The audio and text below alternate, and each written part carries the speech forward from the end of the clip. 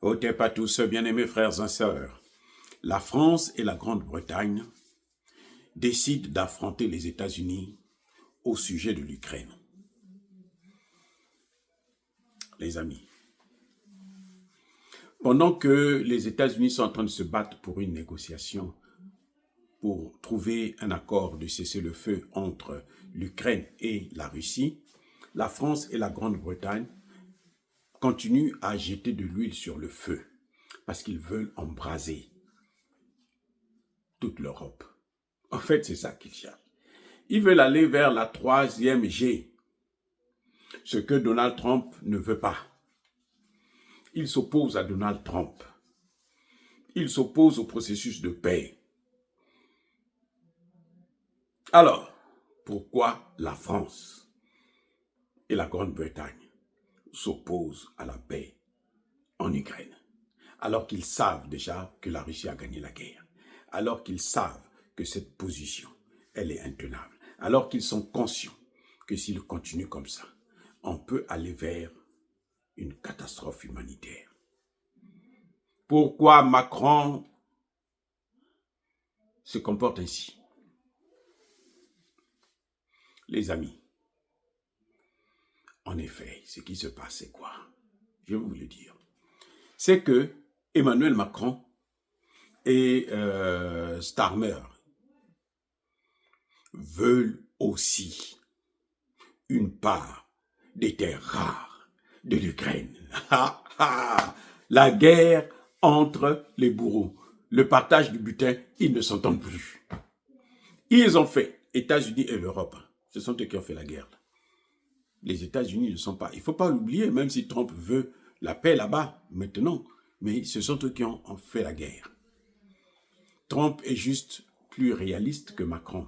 Il a compris que cette guerre est perdue et que ce qui serait mieux pour les États-Unis, c'est d'adopter un profil bas afin de voir comment il faut séparer, éloigner la Russie de la Chine, parce que l'objectif des Américains, c'est la Chine. Mais là, il est tombé sur un os. Enfin, un os, c'est une façon de le dire. Emmanuel Macron et l'anglais Keir Starmer veulent affronter les États-Unis. Ah oui. Emmanuel Macron a une bonne raison. Parce que Emmanuel Macron, lui, dans son pays, tout est son dessous-dessous. Il n'y a plus rien qui marche en France. La France est un pays aux abois. La France est un pays en déclin. La France est un pays qui est en train de mourir. Donc Emmanuel Macron, qui est le responsable numéro 1 de la situation actuelle, veut essayer de détourner la face des Français pour que les Français puissent parler d'autre chose. Mais non, c'est pas possible, monsieur Macron. Les Français parleront de ça. Parce que ça, c'est une histoire, c'est grave ce qui est en train de se passer. Donald Trump l'a dit que vous êtes en train de jouer avec le feu. Vous avez déjà perdu la guerre, arrêtez avec ça. Emmanuel Macron et le Britannique sont en train de tout faire pour que les accords de paix ne puissent pas être acceptés. Ils sont en train de manipuler Zelensky pour que Zelensky puisse boycotter toute tentative d'accord de paix.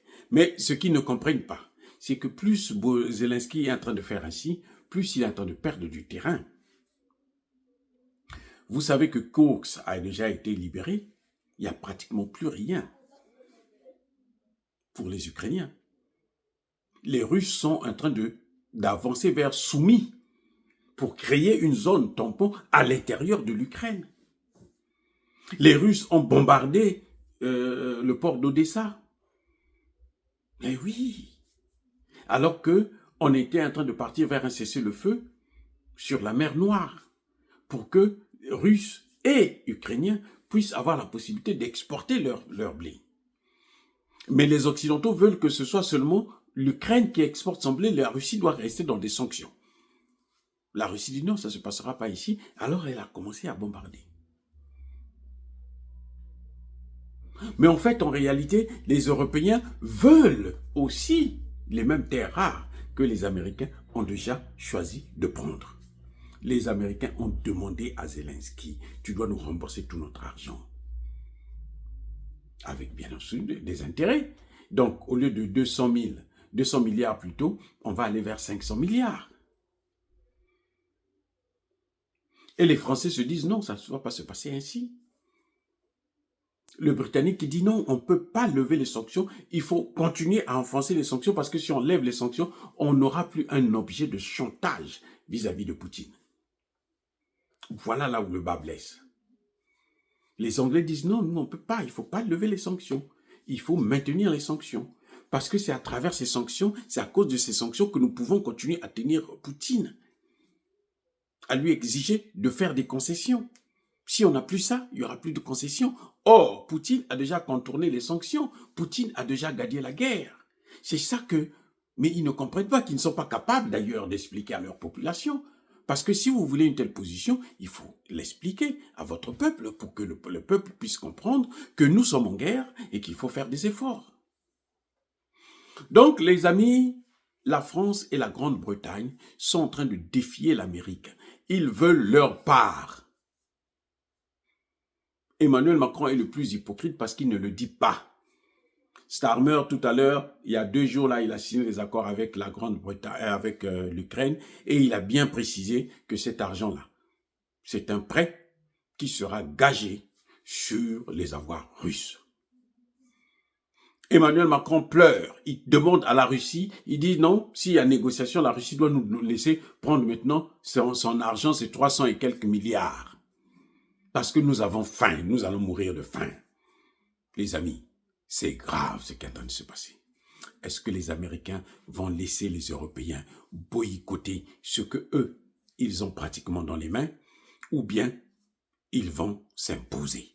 C'est assez la vraie question qui se pose. Soyez bénis, soyez abondamment bénis par le Dieu des Kémites et par nos ancêtres angélisés, mais que tous ceux qui persécutent le continent africain, le pillent et le déstabilisent, qu'ils soient noirs, blancs, chinois, arabes, juifs, indiens, qui qu'ils soient punis, maudits, foudroyés, neutralisés, écrasés, effacés par le Dieu des Kémites et par nos ancêtres angélisés. Vive l'Afrique éternelle, j'ai dit et j'assume.